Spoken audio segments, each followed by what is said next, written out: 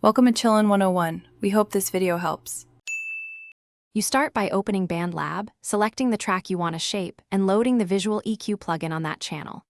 Once the plugin is visible, solo the track and loop a section that represents the mix. This helps you hear changes clearly. Make sure levels are healthy and not clipping. Use plus 0 dB headroom. As you listen, keep your goal in mind, clarity, presence, or removing mud, because every boost or cut should serve that purpose. You now analyze and act. Use a narrow Q band and boost it to sweep the spectrum, listening for honky or harsh resonances, then reduce that frequency with a gentle cut.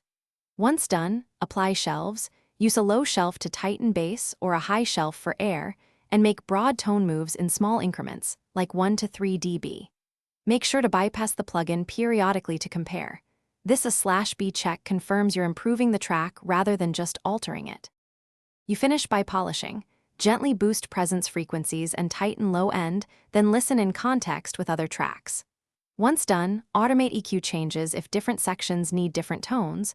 Automation keeps the mix coherent. If you hear pumping, facey artifacts, or unnatural timbre, reduce the Q or switch to dynamic EQ where available. One troubleshooting tip: if narrowing fixes create hollow sound, widen the